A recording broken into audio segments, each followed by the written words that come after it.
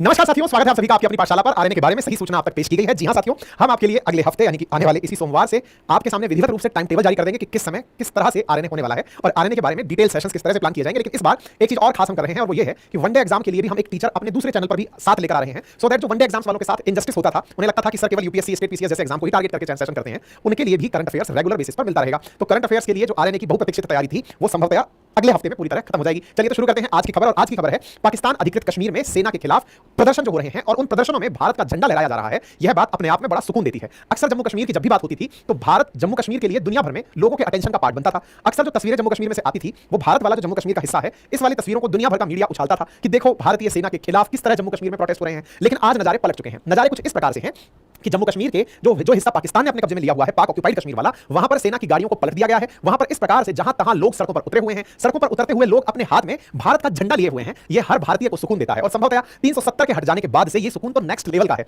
जहां एक और पहले 370 जब भारत में लगा हुआ था जम्मू कश्मीर में, तब भारत की तरफ से यह तस्वीरें आती थी कि किस प्रकार से जनता पाकिस्तान का झंडा लेकर खड़ी है। लेकिन आज आप पाक ऑक्युपाइड कश्मीर के नजारे देखते हैं, वहां के लोग इंडिया का झंडा लेकर खड़े हैं और वहां की सेना और पुलिस के खिलाफ प्रदर्शन कर रहे हैं। सेना और पुलिस के खिलाफ प्रदर्शन ही इस समय की हेडलाइंस है। लेकिन वर्ल्ड मीडिया चुपचाप बैठा हुआ है, उसको यह सब दिखाई नहीं देगा क्योंकि उसको गरीबों में ज्यादा इंटरेस्ट नहीं है, उसे इंडिया में इंटरेस्ट है कि इंडिया वाले पाकिस्तान जो कश्मीर है वहां क्या हो रहा है ना। खैर, हम सारी बातें डिटेल में बताएंगे क्या हो रहा है, भारतीय मीडिया ने प्रॉपर इसे कवर किया है, हम भी बताएंगे। लेकिन आपसे एक सवाल पूछ लेते हैं, जल्दी से कमेंट बॉक्स में जाकर जवाब दीजिए कि जम्मू कश्मीर में वर्तमान में लेफ्टिनेंट गवर्नर कौन है। आप पोल में जब तक आंसर जम्मू कश्मीर का जब हम नक्शा देखते हैं तो भारत के मैप में तो हम ये पूरा वाला हिस्सा देखते हैं, लेकिन जो वास्तविकता है इस क्षेत्र की वो ये है कि इसका एक हिस्सा 1948 से पाकिस्तान के कब्जे में है और 1962 से एक हिस्सा चीन के कब्जे में है। तो पाकिस्तान अधिकृत कश्मीर है। यहां पर पाकिस्तान ने जब देश हम आजाद हुए थे 1947 के अगस्त में, अक्टूबर के अंदर कबीले एंट्री कर गए थे इस कश्मीर के एरिया पर। तब कश्मीर के जो राजा हुआ करते थे हरि सिंह, वो भारत सरकार के पास सलाह मतलब शरण मांगने आए और कहा कि भैया हमें बचा लो क्योंकि पाकिस्तानी लोग घुसाए हैं, पाकिस्तानी कबीले घुसाए हैं, सेना कबीलों का वेश धारण करके घुसाई है। तब भारतीय सेना गई और फिर यूएन के अंदर जाने के बाद इन दोनों के बीच में एक जगह को लेकर सहमति बनी और सहमति का यूएन ने अपनी तरफ से कहा कि युद्ध विराम कर दो और एलओसी का गठन हो गया। फिलहाल एलओसी के एक पार पाकिस्तान और एक पार भारत है और इस एलओसी के जिस पार पाकिस्तान है वो वाला हिस्सा भी भारत का ही है क्योंकि हरि सिंह ने जिस चीज का विलय पत्र साइन किया था उसमें ये पूरा कश्मीर हमारा था। ऐसी स्थिति में अभी जिस जगह पर पाकिस्तान बैठा हुआ है ये अनाधिकृत रूप से पाकिस्तान का कब्जे वाला हिस्सा है। ठीक है, अब पाकिस्तान के कब्जे वाले इसी हिस्से की फिलहाल चर्चा हो रही है। क्या चर्चा हो रही है? पाकिस्तान ऑक्युपाइड ये वाला जो क्षेत्र है, यहाँ पर दो जिलों पर आप ध्यान दें। एक जिले का नाम है मुजफ्फराबाद और एक जगह का नाम है मीरपुर। मीरपुर और मुजफ्फराबाद के बीच में एक रैली का आयोजन किया गया था। मुजफ्फराबाद से मीरपुर के बीच में एक रैली का आयोजन किया गया था और उस रैली में बहुत से जिले जो रास्ते में पड़ते हैं उन्हें कवर करते हुए आना था। इस क्षेत्र में मेजॉरिटी मुस्लिम रहते हैं, कुछ संख्या में यहाँ पर क्रिश्चियन पाए जाते हैं। रैली में जब लोग निकल रहे थे तो उन्हें पुलिस के द्वारा और सेना के द्वारा रोका गया था और जब रोका गया था तो फिर उन रोकने वाली पुलिस और सेना के खिलाफ जनता का गुस्सा कुछ इस तरह से निकल कर आया। जनता ने गाड़ियां पुलिस की पलटा दी, सेना की गाड़ियां पलटा दी। यहां पर आप लोगों को पलटाते हुए देख सकते हैं। कंट्रोल करने के लिए सेना के द्वारा बल प्रयोग किया गया, इवन गन तक का प्रयोग किया गया। यहां पर बंदूक चलाते हुए आपको आदमी दिख सकता है। हो सकता है कि इस वीडियो को YouTube थोड़ी समय के अंदर प्राइवेट मार दे या इसको फिर देखना रेस्ट्रिक्ट कर दे, लेकिन आप नजारे देख लीजिए, लाइव आए हैं तो ठीक है। पाकिस्तान के अंदर पाकिस्तान अधिकृत कश्मीर में लोगों के द्वारा खड़े होकर इतनी बड़ी संख्या में प्रोटेस्ट करना और प्रोटेस्टर्स के द्वारा भारत के झंडे का उपयोग करना चर्चा का विषय बना हुआ है। यहां पर जो भी लोग प्रेजेंट हैं वो अपने स्तर पर जो डिमांड कर रहे हैं वो डिमांड इनकी ये है कि पाकिस्तान में रहते हुए जो महंगाई का आलम है वो इतना ज्यादा हो चुका है कि यहां पर 800 रुपए किलो आटा मिल रहा है। विचार कीजिए, 800 रुपए किलो आटा पाकिस्तानी रुपया है और 1 रुपया पाकिस्तान मतलब भारत के 1 रुपए में पाकिस्तान का 3.32 रुपया आता है। मतलब इंडिया की करेंसी के मुकाबले पाकिस्तान की करेंसी 3 गुना कम है, मतलब उसकी वैल्यू कम है। और अगर 3.32 रुपया पाकिस्तानी आता है तो इंडिया की करेंसी में अगर हम कन्वर्ट करके देखें तो इनके 800 रुपए किलो आटे को इंडियन करेंसी में कन्वर्ट करेंगे तो 250 रुपए किलो के आसपास इनके यहाँ आटा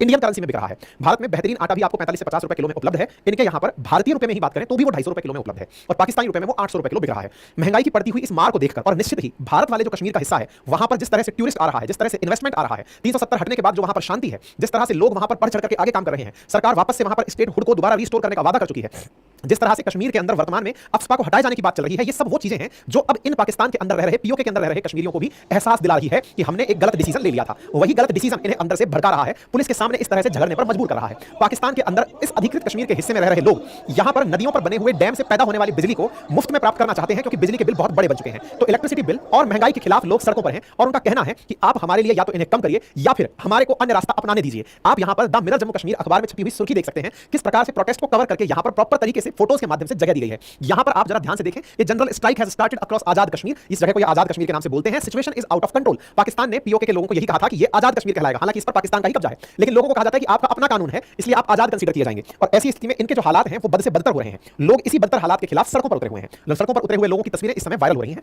पाकिस्तान के अंदर जो ये पीओके वाला हिस्सा है इसमें सबसे बड़ी party United Kashmir People's National Party है जो इस प्रदर्शन को अंजाम दे रही है। इसी के लीडर शौकत अली कश्मीरी और नासिर अजीज खान यहां पर गिरफ्तार कर लिए गए हैं और उनकी गिरफ्तारी के बाद उनकी रिहाई के लिए लोग मांग कर रहे हैं। ये है सरदार शौकत अली कश्मीरी जो पीओके के अंदर इस प्रोटेस्ट को बुलवाए थे। आप यहां पर उनके ट्वीट देख सकते हैं, जनता को यहां पर मोटिवेट करते हुए नेता देख सकते हैं। खबरों के अंदर कुछ इस प्रकार से तस्वीरें आ रही हैं। जब इस प्रकार की तस्वीरें आती हैं तो ये सरकारी चैनल तो देंगे नहीं, वहां के लोकल चैनल्स के द्वारा या लोगों के द्वारा सोशल मीडिया पर डाली जाती हैं। ऐसी तस्वीरों में सत्यता को प्रमाणित करना कुछ समय के लिए मुश्किल होता है, लेकिन जब बल्क में ऐसी तस्वीरें आती हैं तो फिर हम लोग केवल खबरों को ही आधार बनाकर आप तक लेकर आते हैं, है ना। यहां पर पुलिस के द्वारा बच्चों को भी नहीं बख्शा जा रहा है। बहुत सारे बच्चे और कार्यकर्ताओं को गिरफ्तार कर लिया गया है। पाकिस्तान के अखबारों में भी ये जगह बनी है कि police crackdown in Azad Jammu Kashmir, prompt shutter down strike call. यहां पर कश्मीर के अंदर यहां पर आप देख सकते हैं यासाजिद यूसुफ शाह का यहां पर बहुत सारे लोगों के ट्वीट्स आ रहे हैं और ये बता रहे हैं कि यहां पर हालात बहुत खराब है और पुलिस के द्वारा बहुत ही बेरहमी से लोगों को मारा पीटा जा रहा है। कर्फ्यू लगाने की घोषणा कर दी गई है। लोगों को सड़कों पर प्रोटेस्ट करते हुए देख सकते हैं। पुलिस के द्वारा सड़कें जाम होती हुई देख सकते हैं। पुलिस द्वारा प्रोटेस्टर्स को रोकने के लिए किया जा रहे प्रयास सड़कों पर दिखाई दे सकते हैं। अब ये तस्वीरें फेक तो नहीं हो सकती हैं, इतनी सारी तस्वीरें आई हैं और वो तस्वीरें इस समय सोशल मीडिया पर चल रही हैं। बड़ा कारण पाकिस्तान की महंगाई है और आपको याद होना चाहिए पाकिस्तान के बारे में भारत से जब भी सवाल पूछा जाता है तो भारत केवल इतना सा कहता है कि वो खुद की मौत खुद ही मर जाएंगे। क्यों? क्योंकि इनके यहाँ इन्फ्लेशन ने सारे रिकॉर्ड तोड़ दिए हैं। इन्फ्लेशन के हालात 22% से ऊपर इन्फ्लेशन के यहाँ चल रहा है। आप इसका अंदाजा लगाइए